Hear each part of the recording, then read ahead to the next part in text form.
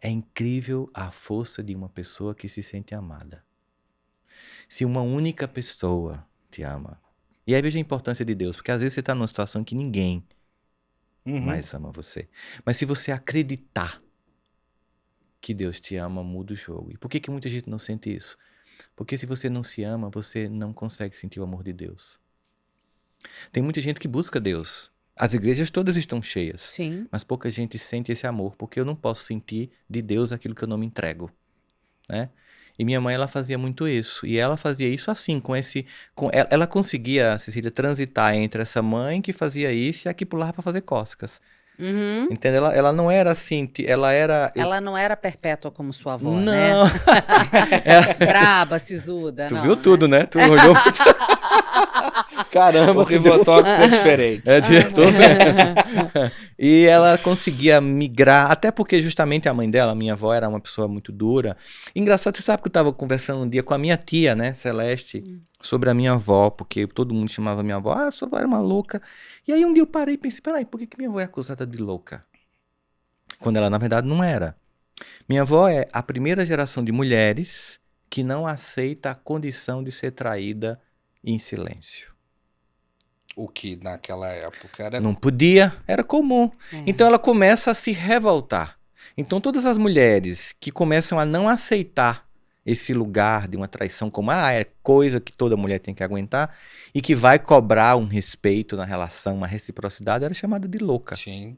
Mas ela abre a picada da vida para que a minha tia, a minha mãe, meu tio, né, já tenha uma vida mais fácil. Tanto que a minha mãe, ela vai militar, assim, no sentido, ela dirigiu o Conselho dos Direitos das Mulheres na minha cidade, ela levou a Casa de Apoio à Mulher para a minha cidade. Então, assim, eu vivi essa experiência. Por isso que ela jamais poderia me permitir fazer o que eu estava fazendo com a ex-namorada, porque seria um contrassenso diante daquilo que ela vivia como experiência. Maravilhosa. E naquele momento, embora você há de reconhecer, você fica muito irritado, Claro. né, na hora. Adolescente. Que inclusive é o processo da análise, né? É, o processo. Eu já tive momentos com a minha analista em que eu digo, você me irritou muito com Eu essa posso pergunta. jogar, meus pacientes dizem, eu posso jogar essa caixa de lenço em você? Foi quando eu tirei, eu tinha uma caixa de lenço que ficava dentro de um estojo de inox. Foi quando eu tirei, porque eu pensei, vai que um dia realmente Vai. não realiza. É melhor o papelão Deixa eu só do vir que o o inox. papelão, É. Então, assim, aquela vontade de dizer assim, por que você está fazendo isso? E ela sempre dizia, meu compromisso é com a formação de um homem de bem. E isso nos sinais se torna assim. Eu sempre digo que os pais que não cumprem o dever de educar moral e emocionalmente os filhos, vai ser duro o que eu vou dizer. Eles cometem um aborto afetivo. Acho maravilhoso. É um aborto afetivo. Excelente. Porque crianças não se criam, nós criamos galinhas. Crianças se educam. Crianças não nascem com valores e princípios, elas formam. precisam ser formadas, elas precisam construir. E quando você não as dota desses valores e desses princípios, eu digo sempre que o grande condenado disso são os pais. Você sabe qual foi a coisa mais dolorosa que eu escutei em consultório durante todos os meus quase 20 anos de atendimento? Não foi as muitas falas de pessoas que passaram por abuso. Foi quando um pai e uma mãe sentou no consultório e disse assim, hoje nós queremos te dizer que pedimos todos os dias a Deus que nosso filho morra, porque nós não suportamos mais ele. Então, para chegar a esse ponto Nossa. que tudo que você quer dar a vida por um filho, e chegar a um ponto que você queira que ele morra, é porque se cometeu muitos erros, né? Para que se torne uma pessoa que se torna um aborto. Sim, diante do seu claro. descompromisso com o desenvolvimento moral e emocional. Rossandro, aí, pegando um gancho disso que você falou, ainda quero voltar no perdão, mas aí no livro com o Cortella, As 4 Estações da Alma, você menciona que a dor não deve ser evitada, justamente porque ela nos faz... A gente vai explicar melhor isso.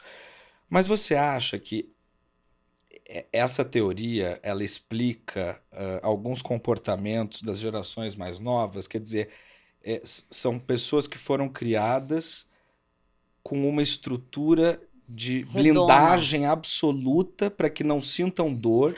Só que a dor, ela é inevitável, a gente sabe disso. É uma condição inexorável da vida. Inexorável. E aí, quando você sai dessa blindagem e se depara com a dor num ambiente que não é o ambiente da sua casa, onde você teria um acolhimento... Você não vai saber lidar. As pessoas surtam. É uma consequência. É uma consequência. Eu vou contar uma história bem engraçada. Por favor. Minha esposa, ela conta que quando ela era criança, uma prima pegou catapora. E tava nas férias, e tava na casa aquela avó que tem uma casa gigante, e tava todos os filhos com todos os netos.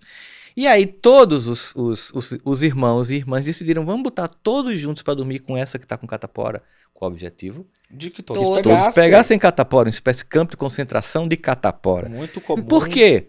Porque estavam de férias, Sim. porque os pais estavam ali. Ou seja, e por quê? Porque é preciso preciso se contaminar para adquirir anticorpos. Essa é a regra da vida fisiológica e psicologicamente também é assim.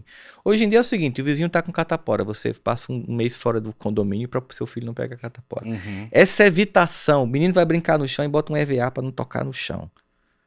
Eu sou da época que a gente comia terra. Vitamina S. Pô, total. Ajudava Né? nos anticorpos. E tá tudo aqui para contar a Isso, história. isso. Mas agora, quer dizer, o grande objetivo, primeiro aqui, eu quero que os pais que estão nos escutando nesse momento não se sintam acusados. Porque quando você faz isso, você faz com a melhor das intenções.